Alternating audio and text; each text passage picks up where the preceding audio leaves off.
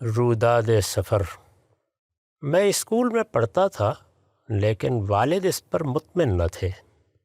ان کی خواہش تھی کہ اس کے ساتھ عربی، فارسی اور سنسکرت بھی سیکھوں۔ اس کی کوئی صورت سمجھ میں نہیں آتی تھی۔ اسی دوران میں انہوں نے پاک پتن کے نواح میں واقع میاں محمد حسین بودلہ کی جاگیر پر ملازمت کر لی۔ 2-3 مہینے وہاں کام کرنے کے بعد وہ مطمئن ہو گئے تو والدہ نے بھی ان کے ساتھ میاں صاحب کے گاؤں نانگپال منتقل ہونے کا فیصلہ کر لیا۔ یہ گاؤں سما سٹہ جانے والی ریلوے لائن کے اسٹیشن پکا سدار سے 2-2.5 میل کے فاصلے پر تھا۔ مجھے پاک پتن کے ایم سی پرائمری اسکول سے اٹھا کر پکا سدار کے اسکول میں داخل کر دیا گیا۔ یہ ایک ہی کمرے کا اسکول تھا جس میں ٹاٹ بھی نہیں تھے۔ ہم ریلوے لائن کے ساتھ بیابان کی جھاڑیوں سے شاخیں توڑتے، ان کے پتوں سے فرش کی صفائی کرتے اور انہی پر بیٹھ جاتے تھے۔ گاؤں میں ایک چھوٹی سی مسجد تھی۔ والد اس میں نماز کے لیے جاتے تو مجھے بھی ساتھ لے جاتے تھے۔ مولوی نور احمد صاحب اس مسجد کے امام اور خطیب تھے۔ اب جو کچھ یاد ہے اس سے یہی خیال ہوتا ہے کہ ان کا تعلق غالباً دیوبندی مسلک سے تھا۔ والد نے ان سے میری تعلیم کی بات کی تو انہوں نے فرمایا، عربی فارسی تو اسے میں پڑھا دوں گا۔ والد بہت خوش ہوئے۔ پھر والدہ کے مشورے سے فیصلہ کیا گیا کہ اسکول سے آنے کے بعد میں تھوڑی دیر کے لیے آرام کروں گا، اس کے بعد عصر کی نماز کے لیے مسجد جاؤں گا اور مغرب تک مولوی صاحب مجھے فارسی عربی پڑھائیں گے۔ ہم نانگپال گئے تھے تو میں تیسری جماعت میں تھا۔ 5ویں تک مولوی نور احمد صاحب سے پڑھنے کا یہ سلسلہ جاری رہا۔ انہوں نے مجھے شرح جامی تک عربی اور پند نامہ شیخ عطار تک فارسی پڑھائی۔ 5ویں جماعت کے امتحانات ہونے کو تھے کہ والد کسی بات پر میاں صاحب سے ناراض ہوئے اور ملازمت چھوڑ کر واپس پاک پتن آ گئے۔ مجھے بھی آنا پڑا، لہٰذا مولوی صاحب سے میری تعلیم بھی اس کے ساتھ ہی منقطع ہو گئی۔ تاہم شوق ختم نہیں ہوا۔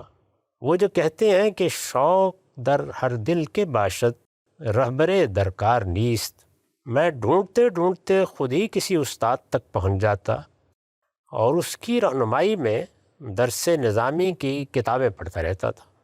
9ویں جماعت تک میں نے فنون کی تمام کتابیں ختم کر لیں۔ اب 10ویں کا امتحان درپیش تھا، اس لیے پوری توجہ اس کی طرف مبذول ہو گئی اور عربی تعلیم کا سلسلہ ایک مرتبہ پھر ٹوٹ گیا۔ 5ویں جماعت کا امتحان پاس کر لینے کے بعد آگے کی تعلیم کے لیے میں اسلامیہ ہائی اسکول میں آ گیا تھا۔ یہاں غالباً 6 یا 7ویں کے زمانے میں نصیر الدین صاحب ہمایوں سے میری ملاقات ہوئی۔ وہ ہمیں تاریخ پڑھاتے تھے۔ یہ اس لحاظ سے بڑی اہم ملاقات تھی کہ پہلی مرتبہ انہی کی وساطت سے مولانا سید ابوالعالیٰ صاحب مودودی کے نام اور کام سے میرا تعارف ہوا۔ مولانا کی تمام کتابیں میں نے ان سے لے کر پڑھیں۔ یہ علم و عمل کی ایک نئی دنیا تھی۔ اسلامی جمعیت طلبہ کا سالانہ اجتماع انہی دنوں داؤد گارڈن داروغہ والا میں منعقد ہوا۔ ہم چند دوست بھی اسلامیہ ہائی اسکول سے ہمایوں صاحب کے ساتھ اس اجتماع میں شرکت کے لیے لاہور آئے۔ مولانا سید ابوالعالیٰ صاحب مودودی کو میں نے پہلی مرتبہ اسی اجتماع کے موقع پر دیکھا۔ کیا دلنواز شخصیت تھی۔ لگتا تھا کہ اس کی صورت گری میں حسن فطرت کی ہر چیز کام آ گئی ہے۔ بعد میں ان سے ملنے اور بہت قریب رہ کر ان کو دیکھنے کے مواقع حاصل ہوئے۔ علم و عمل، حسن اخلاق، دانش و بصیرت اور جرأت و عزیمت کے لحاظ سے جن شخصیتوں کے نام ان کے ساتھ لے سکتے ہیں وہ انگلیوں پر گنی جا سکتی ہیں۔ یہ صرف میرا تاثر نہیں ہے، انہیں دیکھنے، ملنے ان سے ہم کلام ہونے اور ان کے ساتھ کام کرنے کی سعادت جن لوگوں کو بھی حاصل ہوئی ہے وہ اس کی گواہی دیں گے۔ نمن براں گل عارض غزل سرائے مبس کہ اندلیب تو از ہر طرف ہزاران۔ 10ویں کا سال شروع ہوا تو فلسفہ، تصوف، ادب اور تاریخ کی کتابیں دیکھنے سے میری دلچسپی بہت بڑھ چکی تھی۔ یہ والد اور ان سے ملنے والوں کی صحبت کا اثر تھا۔ ان مضامین کی کوئی کتاب مل جاتی تو ختم کیے بغیر چین نہیں آتا تھا۔ اس کے لیے وقت بھی تھا۔ اسکول کی مصروفیت البتہ کسی حد تک رکاوٹ بنتی تھی۔ مجھے خیال ہوا کہ اس سے نکلنے کی کوئی صورت پیدا کرنی چاہیے۔ اسی شوق میں ایک دن اپنے استاد اور اسکول کے صدر مدرس سید شیر محمد صاحب سے میں نے درخواست کی کہ مجھے اسباق میں حاضری سے مستثنیٰ کر دیا جائے۔ میں پوری یکسوئی کے ساتھ مطالعہ کرنا چاہتا ہوں۔ آپ مجھے ہاسٹل میں ایک کمرہ دے دیں تو 10ویں کے نتیجے سے بھی انشاءاللہ میں آپ کو مایوس نہیں کروں گا۔ سید صاحب بڑی غیر معمولی شخصیت کے استاد تھے۔ مجھے حیرت ہوتی ہے کہ وہ کیسے مان گئے۔ چند لمحوں کے توقف کے بعد انہوں نے فرمایا، میرے اعتماد کو ٹھیس تو نہیں پہنچاؤ گے؟ میں نے اطمینان دلایا تو انہوں نے اگلے ہی دن یہ سہولت فراہم کر دی، بلکہ اس کے ساتھ ایک مزید عنایت یہ کی کہ اسکول کی لائبریری سے میرے ذوق کی تمام کتابیں بھی اسی کمرے میں منتقل کر لینے کی اجازت دے دی۔ یہ گوشہ چمن تو نہیں تھا، مگر فراغت و کتابیں کی ہر صورت میسر ہو گئی تھی۔ 10ویں کے امتحانات تک میں اسی کمرے میں رہا۔ یہ دن یاد آتے ہیں تو سید صاحب بھی ساتھ ہی یاد آتے ہیں۔ میں ان کا مرقع کھینچنا چاہوں بھی تو نہیں کھینچ سکتا، اس لیے کہ تشبیہ و تمثیل کے لیے اب ان جیسے استاد کہاں ملیں گے۔ اے تو مجموعہ خوبی بش نامت خانم۔ 10ویں کے بعد میں لاہور کے گورنمنٹ کالج میں داخل ہوا۔ فلسفہ اور انگریزی ادب میرے اختیاری مضامین تھے۔ بی اے کے ساتھ آنرز کے لیے بھی میں نے انگریزی ادب ہی کا انتخاب کیا۔ گورنمنٹ کالج اس زمانے میں علم و ادب کے درخشندہ ستاروں کی کہکشاں بنا ہوا تھا۔ پروفیسر مرزا منور، صابر لودھی، غلام ثقلین نقوی، ملک بشیر الرحمن، پروفیسر سراج، پروفیسر سعید شیخ، پروفیسر بختیار حسین صدیقی اور ڈاکٹر محمد اجمل جیسے علماء و ادباء کی صحبتیں طالب علموں کو میسر تھیں۔ پروفیسر اشفاق علی خان بھی کالج کے پرنسپل تھے۔ پڑھنے والوں کے لیے کالج میں ایک بہت اچھی لائبریری تھی۔ پنجاب یونیورسٹی کی لائبریری اور پنجاب پبلک لائبریری بھی زیادہ دور نہ تھی۔ اس زمانے کا لاہور خود ایک جہان علم تھا۔ مولانا سید ابوالعلا مودودی، مولانا ابوالخیر مودودی، مولانا حنیف ندوی، مولانا ادریس کاندلوی، مولانا عطاء اللہ حنیف، ڈاکٹر صوفی ضیاء الحق، ڈاکٹر سید عبداللہ، ڈاکٹر برہان احمد فاروقی، پروفیسر علم الدین سالک، پروفیسر یوسف سلیم چشتی، فیض احمد فیض، شورش کاشمیری، حفیظ جالندری، عابد علی عابد، احسان دانش اور احمد ندیم قاسمی جیسے اساتین علم و ادب زندہ تھے، اور آدمی جب چاہے ان سے استفادے کے لیے ان کی خدمت میں حاضر ہو سکتا تھا۔ ان میں سے بعض بزرگ تدریس کے لیے بھی آمادہ ہو جاتے تھے۔ چنانچہ ڈاکٹر صوفی ضیاء الحق صاحب سے میں نے درخواست کی تو انہوں نے مقامات حمدانی اور مولانا عطاء اللہ صاحب حنیف نے دارمی کا کچھ حصہ پڑھا دیا۔ مولانا اہل حدیث کے ایک جلیل القدر عالم اور ڈاکٹر صاحب عربی زبان و ادب کے ایک جید عالم اور محقق تھے۔ ان کے والد مولانا اصغر علی روحی شبلی و فراہی کے استاد اور حماسہ اور سبع معلقات کے شارع ادیب الہند مولانا فیض الحسن سہارنپوری کے تلمیذ رشید تھے۔ ڈاکٹر صاحب زبان و ادب کی اسی روایت کے امین تھے۔ میں گورنمنٹ کالج میں کم و بیش 5 برس رہا۔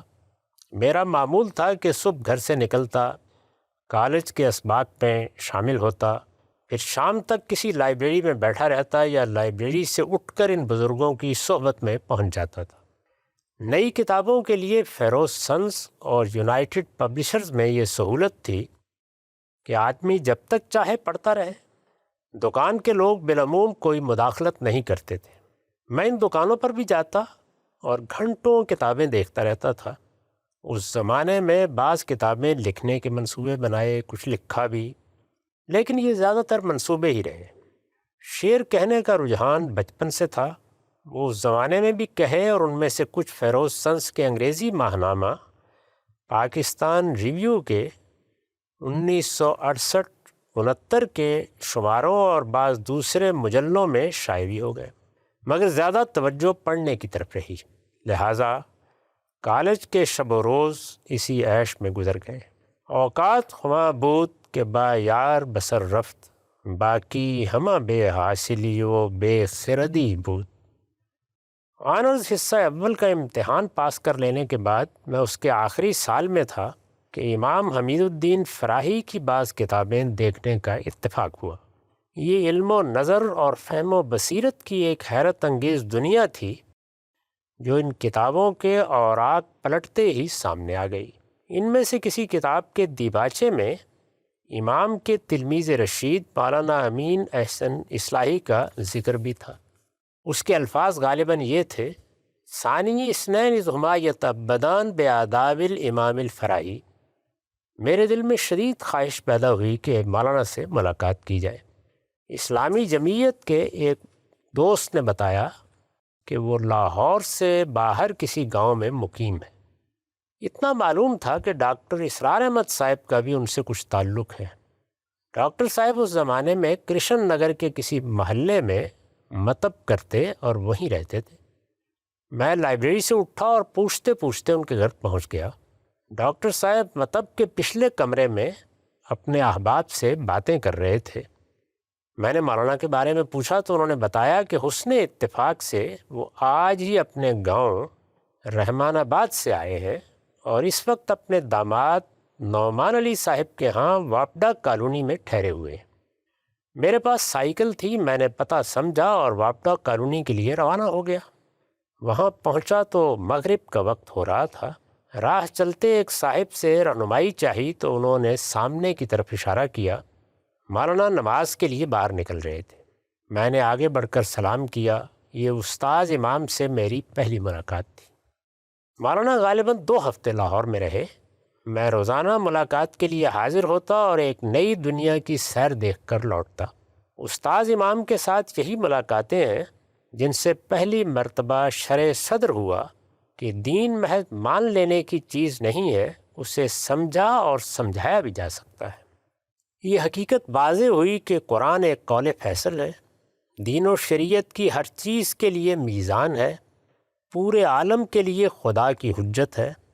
اس کی روشنی میں ہم حدیث و فقہ، فلسفہ و تصوف اور تاریخ و سیر ہر چیز کا محاکمہ کر سکتے ہیں۔ یہ میرے لیے ایک نئے قرآن کی دریافت تھی۔ میں نے عرض کیا کہ میں آپ کے طریقے پر قرآن کا طالب علم بننا چاہتا ہوں۔ اپنی تعلیم کا کچھ پس منظر بتا کر پوچھا کہ اس کے لیے مجھے کیا کرنا ہوگا۔ مولانا نے مختلف علوم و فنون کی امہات کتب کی ایک لمبی فہرست بتائی جنہیں پڑھنے، سمجھنے اور دل و دماغ میں اتارنے کے لیے برسوں کی محنت چاہیے تھی۔ مولانا نے فرمایا، اس طریقے سے پڑھنا چاہتے ہو تو لیڈری کے خیالات ذہن سے نکال کر علم و نظر اور فکر و تدبر کے لیے گوشہ گیر ہونا پڑے گا۔ یہ فیصلہ کرو کہ تمہارا سایہ بھی ساتھ نہ دے تو حق پر قائم رہو گے۔ ہمارے مدرسہ علمی میں کوئی شخص اس عزم و ارادہ کے بغیر داخل نہیں ہو سکتا۔ یہ آخری دن تھا۔ اس سے اگلے روز مولانا گاؤں واپس جا رہے تھے۔ میں نے دل و دماغ کا جائزہ لیا، نتائج و عواقب کا اندازہ کیا اور اسی روز فیصلہ کر لیا کہ کالج کو الوداع کہہ کر میں کل ہی مولانا کے مدرسہ علمی میں داخل ہو جاؤں گا، اور اس کے لیے جیسا علم چاہیے اسے حاصل کرنے میں اپنی طرف سے کوئی کسر اٹھا نہ رکھوں گا۔ میری طالب علمی کا دوسرا دور اسی سے شروع ہوا۔ یہ 1973 کی ایک شام تھی۔ اس کے بعد یہ سلسلہ کم و بیش 10 سال تک جاری رہا۔ اس دوران میں مولانا نے خود بھی پڑھایا، سورہ زخرف سے آخر تک قرآن مجید، موطا امام مالک، قرآن و حدیث پر تدبر کے اصول و مبادی اور فلسفہ جدید کے بعض مباحث ان کے طریقے پر انہی سے پڑھے۔ مولانا فرماتے تھے کہ پڑھے کم لکھے زیادہ لوگ اس زمانے میں بہت ہو گئے ہیں۔ ان کا ارشاد تھا کہ قلم اس وقت اٹھائیے جب کوئی نئی حقیقت سامنے آئے۔ چنانچہ طالب علمی کے اس دور میں لکھنے کی ہمت کم ہی ہوئی۔ میں شعر کہتا تھا، نثر لکھنے سے مجھے کچھ زیادہ دلچسپی بھی نہیں تھی، تاہم چند چیزیں اردو اور عربی زبان میں قلم سے نکلیں، لیکن وہ ایسی تھیں جیسی کسی نو آموز لکھنے والے کی ہو سکتی ہیں۔ 1983 میں تعلیم کا یہ مرحلہ ختم ہوا تو میرے معتقدات کی دنیا میں ایسا اضطراب پیدا ہو چکا تھا کہ ہر چیز اپنی جگہ چھوڑتی ہوئی محسوس ہوتی تھی۔ فقہ، اصول فقہ، تصوف، علم کلام، سب قرآن میں اپنی بنیادیں تلاش کر رہے تھے۔ دین کی صحیح تعبیر کیا ہے؟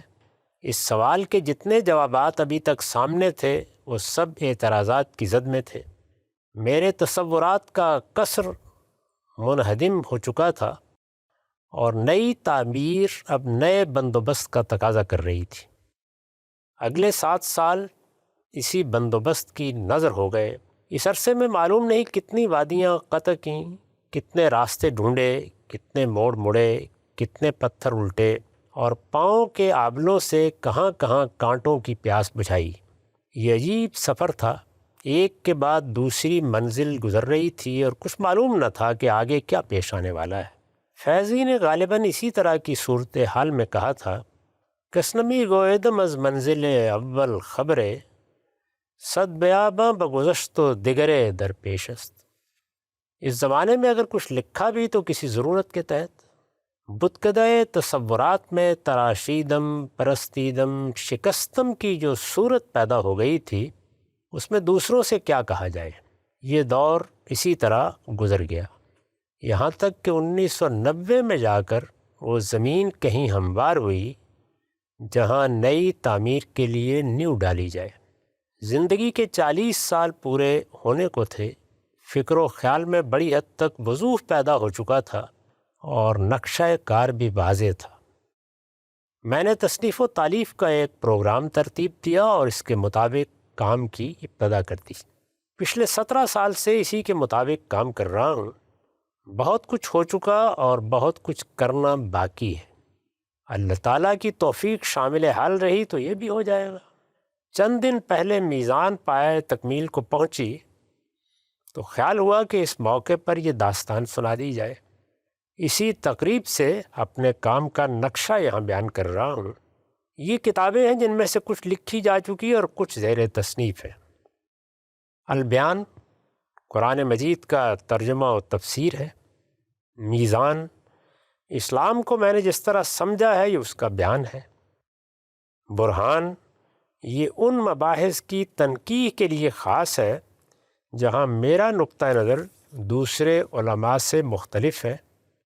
مقامات پہلی 2 کتابوں کے علاوہ جو کچھ لکھا ہے یا لکھنے کا ارادہ ہے اس کے منتخبات اس کتاب میں جمع کرنا پیش نظر ہے۔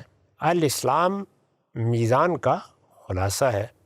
علم النبی، فقہ النبی، سیرت النبی، یہ تینوں کتابیں احادیث و آثار کی جمع و تدوین اور ان کے متون کی تنقیح کے لیے ترتیب دینا چاہتا ہوں۔